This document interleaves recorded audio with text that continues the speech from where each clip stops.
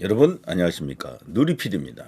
자, 윤 대통령 탄핵 심판의 선고가 어떻게 될 것인가, 그 결과를 일단 차치하고라도요, 언제 선고하느냐, 이게 지금 촌미의 관심사가 되어 있는데 기이한 상황입니다. 과거 노무현 전 대통령, 박근혜 전 대통령 때와는 다르거든요. 지금 헌재가 빨리 선고할 듯 했어요. 원래는 2말 3초 이야기가 나왔었죠. 2말 3초. 2말 3초면 벌써 꽤 오래전이잖아요. 그 사이에 거론됐던 날짜가 꽤 많았거든요. 적어도 한 7, 8개 됩니다. 네, 그런데 다 지나갔고요. 이제 이번 주 금요일을 보통 이야기하는 사람들이 많이 있긴 해요. 21일 상당한 근거가 있는 것처럼 보이기도 합니다. 그렇지만 20일설도 만만치 않고 이번 주 넘어간다라는 주장도 지금 힘을 받고 있습니다. 이번 주 넘어가게 되면은 이재명의 1심 선고를 헌재가 의식하고 있다라고 이제 보는 그 주장이 힘을 받게 됩니다. 이재명이 26일이거든요. 26일도 며칠 안 남았어요, 사실은. 같은 날 한다. 같은 날. 아니다. 이재명을 먼저 하고 이재명 1심 선고가 먼저 있고 그 다음에 대통령 선고가 있을 것이다. 이제 그렇게 이제 이야기하는 거죠. 그 실상 윤 대통령 측이 원하는 시나리오는요, 이재명 먼저입니다.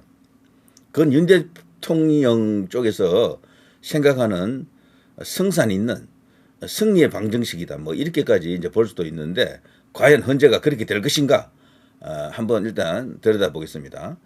자, 지금 보면요, 인용이다, 기각이다, 각하다. 뭐 이걸 놓고 지금 모든 언론이 각자 나름으로 어떤 근거를 갖고 이야기를 하고 있죠. 그런데 결론을 미리 제가 말씀드리면은 전부 추론입니다. 추측이고요. 헌재로부터 유력한 정통한 어떤 그런 메시지를 받은 언론사라든가 인물은 제가 솔직히 말씀드립니다. 단 한 명도 없습니다. 여도 없고 야도 없다라고 하는 게 공식화된 이야기예요. 이거는 과거의 선례에서도 이제 그렇게 드러난다라고 하네요. 우리가 헌재가 누구로부터 이렇게 이렇게 조종을 당하고 있다라고 이제 믿고 있는 그런 측면도 있는데, 실상 그거는 우리가 알 수가 없는 겁니다. 왜냐하면 어둠의 영역에서 뒤에서 이제 하는 짓이니까 그건 쉽게 알 수가 없고, 그렇지만 겉으로 드러난 것 있잖아요. 그것만 놓고 보면은 사실은 헌재 내부의 상황을 헌재 재판관 좀 되면은 그걸 입을 열 사람이 아무도 없습니다. 심지어는 여기 8인 외에 헌법재판소 내의 그 근무자들도 아무것도 모른다 그러네요. 왜냐하면 이게 이제 평의를 할 때는 그 주변에는 아무도 없대요. 아예 철통 방어를 해놔가지고 주변에 못 들어간다라고 합니다. 그래서 그 어떤 경우든 헌재 재판관들이 요청하기 전에는 사람이 거기 못 들어간대요. 갈 수가 없대요. 그 회의실 자체 도청 불가, 뭐 완전히 그런 상황이라고 합니다. 그래서 헌재 재판관들끼리도 심지어는요, 속을 털어놓지 않고 있다라고 하는 그런 이야기도 지금 힘을 받고 있습니다. 그래서 8인 전체가 저 사람이 무슨 생각을 하고 있는지 모르겠다라고 생각하는 그런 상황도 지금 충분히 예상 가능하다, 이런 이야기죠. 자, 그런 속에서 지금 많은 카드라가 지금 뭐 대폭발한 겁니다. 그래서 가장 뭐랄까, 나와 있는 이야기들 중에 내가 헌재 누구누구랑 알았어 혹은 뭐 등등 이런 이야기 하는 사람들이 있죠. 주로 법조인 중에 이거를 신뢰하면 안 된다라고 하는 게 정통합니다. 그거는 거의 장사라고 하네요. 그렇게 이야기하는 거는.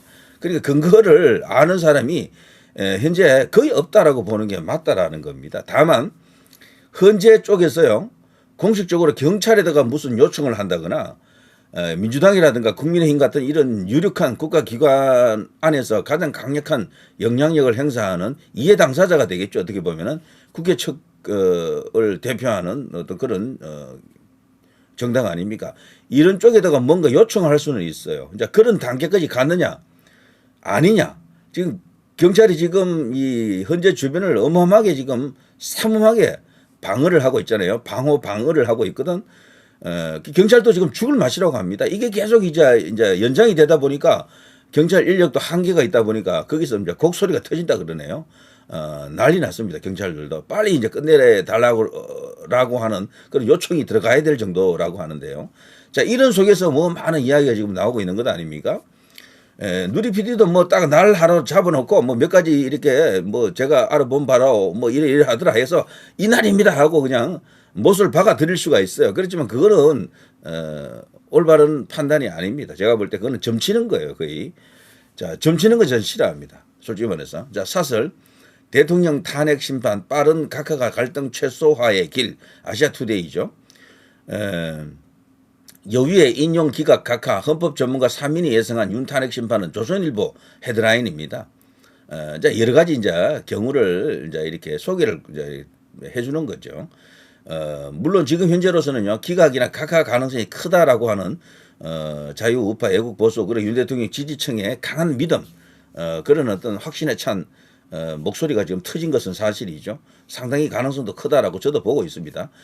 자, 어쨌거나 이런 상황 속에서 빠른 각하가 갈등 최소화의 길이다라고 하는 아시아투데이 사설, 저는 여기 지지합니다.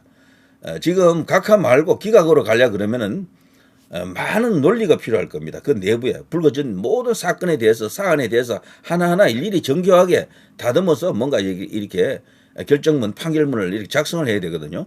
꽤 오랜 시간도 걸릴 수도 있고 여러 가지 어떤 문제점을 노출할 수도 있습니다. 자칫하면 그 판결문에 법리적 어떤 허점이 드러나서 헌재가 융단 폭격 맞을 수도 있거든요. 그런데 각하해버리면 그런 게 필요 없어요. 이것은 형식적으로 이런 절차가 무시됐기 때문에 특히나 탄핵 선거의 핵심이었던 내란죄를 철회했기 때문에 등등등 이런 이유를 들어서 각하합니다 해버리면 게임 끝이고 제일 쉽죠. 그래서 각하를 요구하는 것이 현실적으로 맞는 것 같다 이런 생각이 들고요. 자, 헌재 판결 금주 각하 내주 기각 유력 이게 또 상당한 의미가 있는 주장이죠. 금주에는 각하 이제 시간이 무르익어서 다음 주로 넘어가게 되면은 그때는 기각일 것이다라고 이제 보는 시기죠. 일설에 의하면은 저도 이제 그 방송을 했는데 8대0 각하설이 지금 있거든요. 정영식 주심이 8대0 각하를 주장한다라고 몇몇 언론사에서 지금 이야기하고 있습니다. 아시아투데이도 역시 이렇게 돼 있죠. 정영식 주심 8대0 각하 주장. 그런데 이미순, 정계선, 정정미 세 여성 재판관들이 여기에 대해서 반대를 하고 있다. 그런데 놀랍게도 문영배 이야기가 없더라고요. 이 기사에. 문영배는 그럼 어떻게 하고 있습니까? 문영배 빤스런 했습니까? 자, 그런 어떤 추측까지도 가능한 기사죠, 이게. 자, 이재명 사법 시기하고 다 맞물려 있다 이런 이야기고요. 자, 여기서 조금 더 이야기를 진전시키면요. 인용 기각 판치는 찌라시 전 재판관, 헌법재판관입니다. 말이 안 되는 이야기들이다. 자기가 헌법재판관으로서 근무를 해봤던 사람인데 거기서 일어나는 일 뭐 이렇게 손바닥 보듯이 다 이렇게 읽을 수가 있는데 지금 언론이라든가 뭐 유튜브 등에서 주장하는 것은 전부 근거 제로다 이렇게 이야기하는 내용입니다. 이게 헌재 관련 출처 불명의 유언비어가 범람하고 있다. 이 전부 돈벌이를 위해서 하는 소리다라고 하는 것과 뭐 마찬가지라고 합니다. 아무도 모른대요. 어쨌거나 아무도. 박근혜 대통령 탄핵 때는 선거 1시간 남겨두고 평결을 했다라고 합니다. 평결이 뭡니까? 평의를 거듭하다가 마지막 평의를 평결이라 하거든요.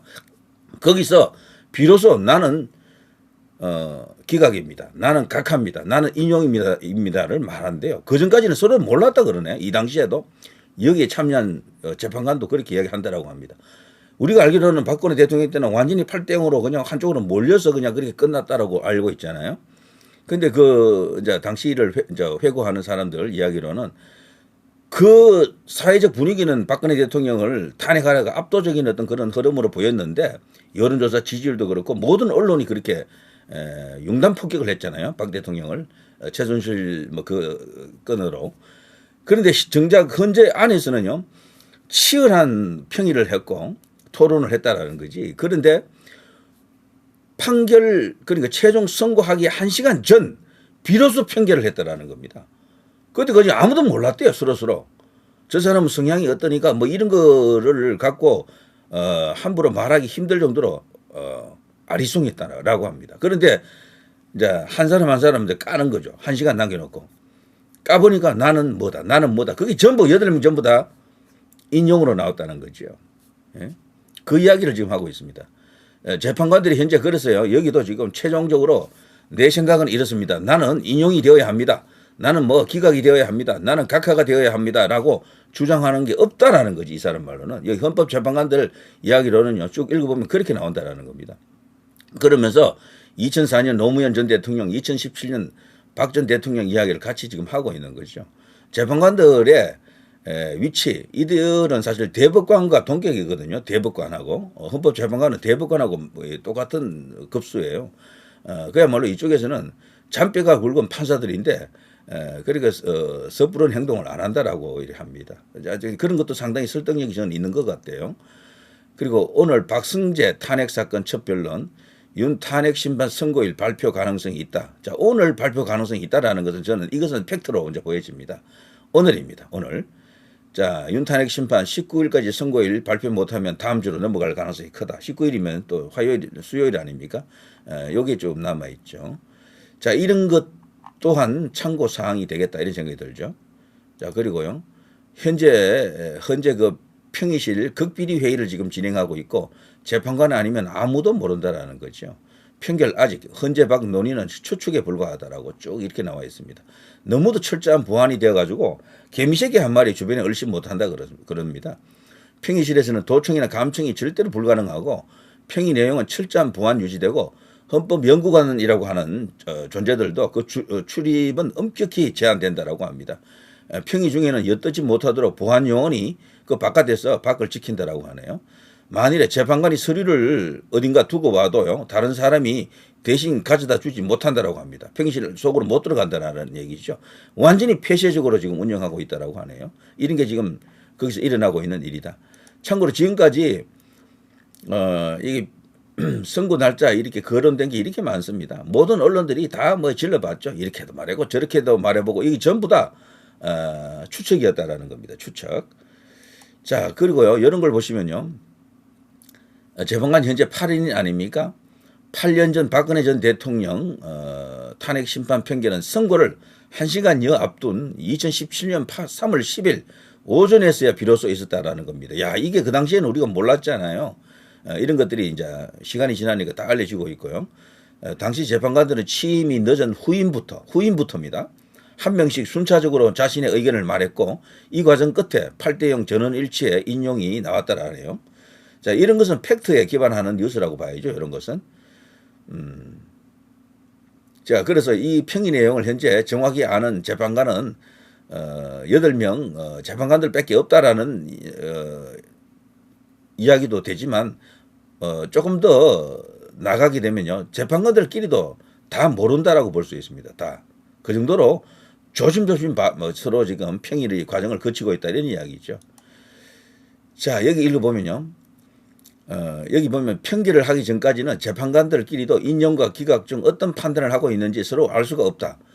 현재 윤 대통령 탄핵 심판 사건은 평결 단계까지 가지 않은 것으로 알려졌다. 어떤 곳은 평결까지 갔다라고 말하는 데도 있지만 평결 단계 직전까지 가 있다라는 게 맞는 것 같아요. 지금 헌재 밖에서 떠들고 있는 탄핵이다, 인용이다, 기각이다, 몇 대 몇 의견이다 등의 얘기들은 모두 추측에 불과한 것이다.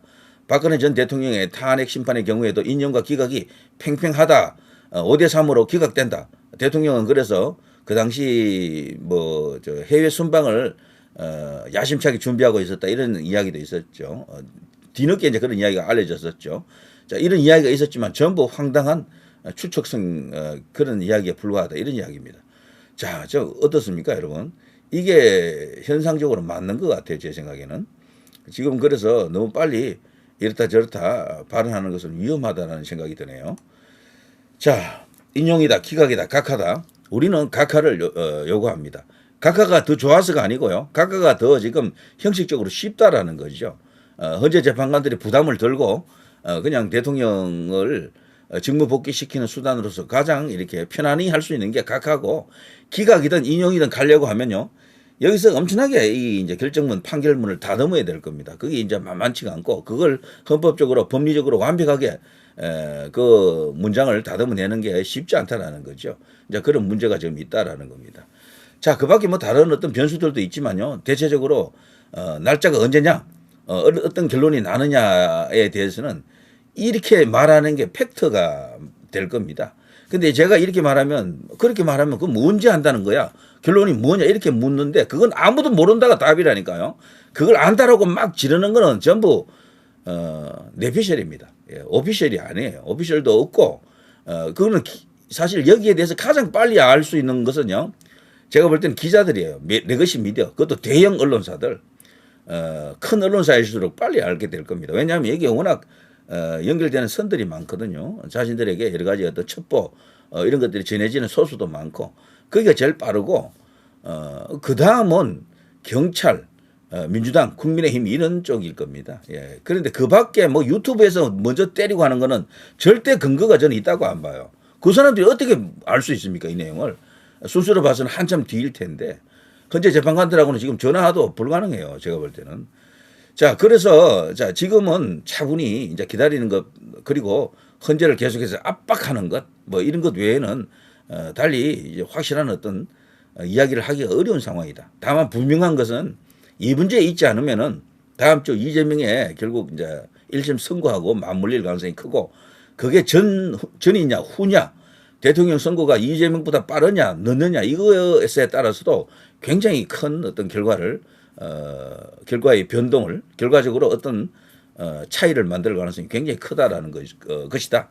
그리고 헌재가 놀랍게도 선거 1시간 전에도 판결을 할 수가 있다라는 이런 이야기도 우리가 새삼 다시금 이렇게 확인하고 보니까요. 정말 어떻게 보면 모골이 송연하다. 상당히 이제 위중하다 이런 느낌도 들고 희망과 여러 가지 뭐랄까요? 어떤 기대치는 높아져 있지만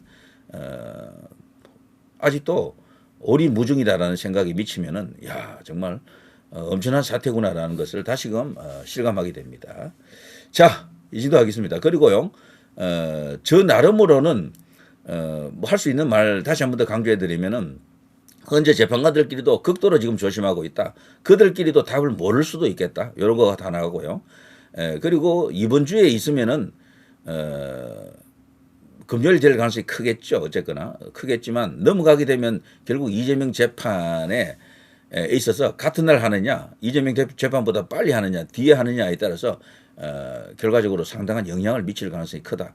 이재명이 만일에 이 2심 선고에서 1심 선고 같은 그런 어떤 유죄 판결이 나와버리면은 헌재 재판관들이 상당히 좀 편해지겠죠. 그렇게 되면 그러면 대통령이 기각 혹은 각하가 될 가능성이 큽니다.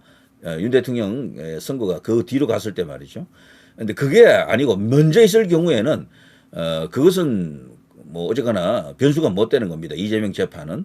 그러면은 결과적으로 엄중한 상태에서 헌재 재판관들이 지금 분위기가 그대로 답으로 나타날 가능성이 크겠다. 그래서 외곽에서 헌재를 향한 여러 가지 압박 이런 것은 더욱더 치열한 상황을 양상을 띌 가능성이 크다 이런 생각이 드네요. 자, 누리 PD 김준혜였습니다.